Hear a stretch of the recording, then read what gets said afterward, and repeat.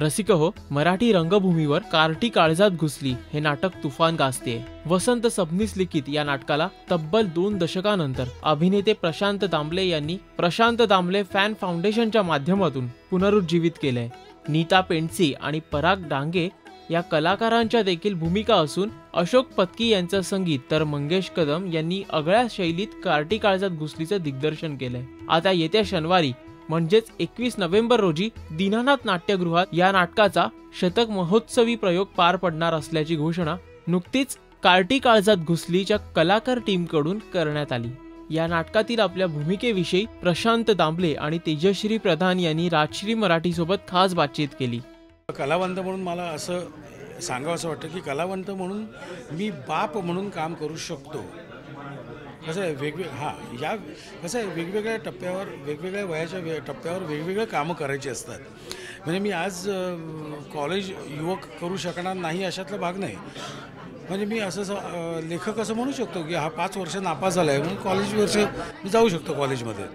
पण प्रॅक्टिकल लेवलमध्ये प्रॅक्टिकल विचार आपण केला तर वेगवेगळ्या वयाच्या टप्प्यावर आपण वेगवेगळे रोल करायला हवेत। या दृष्टिकोनातून मी हे नाटक केलं आणि हे नाटक करताना मला खूप वेगळा अनुभव आला।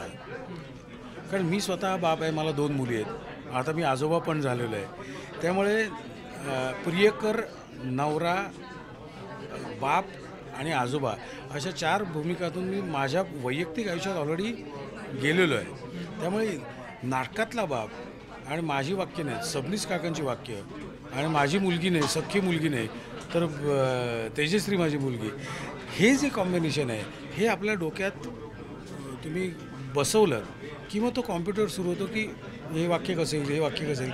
त्या या नाटकाचा सगळा प्रोसेस जो होता हा खूप चॅलेंजिंग होता। मी खूप लकी आर्टिस्ट आहे। एकाच वेळी मला ह्या 2 आघाड्यांवर आज लढायला मिळतंय ही कलाकार म्हणून माझ्यासाठी खरंच खूप मोठी गोष्ट आहे। मला खूप आनंद होतोय आणि अनुभव सांगायचा झाला तर त्या क्षेत्राचा मला वाटतं एक वेगळेपण असतं। म्हणजे आज सिरियल इंडस्ट्रीची एक वेगळी ओळख आहे, आज नाटक इंडस्ट्रीची एक वेगळी ओळख आहे।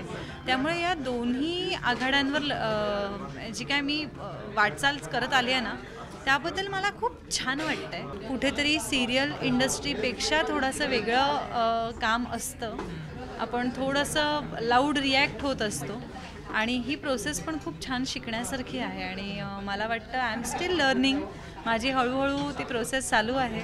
मॅडम, प्रशांतजींबरोबर काम करताना असे जे अनुभव आहेत, मंगेश सरसारखे सिनियर ॲक्टर आहेत त्याच्यामध्ये, तर आपलं म्हणजे काय वैयक्तिक अनुभव होते आणि कार्यशाळा, प्रशांत दामले नावाची कार्यशाळा, मंगेश कदम नावाची कार्यशाळा, या सगळ्या मला लाभलेल्या कार्यशाळा आहेत। म्हणजे शाळेत असताना आपण कधीतरी असं म्हणतो ना की खूप मार्क मिळवा आणि मग पहिल्या 5 मुलांना एक स्पेशल ट्रीटमेंट किंवा स्पेशल टीचर्सकडनं तुम्हाला लेक्चर्स मिळतील, असं आजकाल खूप ट्रेंड आहे, आमच्या वेळीसुद्धा होता। तर तसं कुठेतरी मला असं वाटतं की मी इतकी फॉर्च्युनेट आहे की असे खूप मार्क न मिळवतासुद्धा मला एवढ्या सुंदर कार्यशाळा मिळाल्या आणि आज त्यांच्या हाताखाली कुठेतरी स्वतःला रोज ग्रो करताना पाहते, मी ग्रो होताना पाहते आणि ग्रो करत राहण्याच्या सतत प्रयत्नात आहे।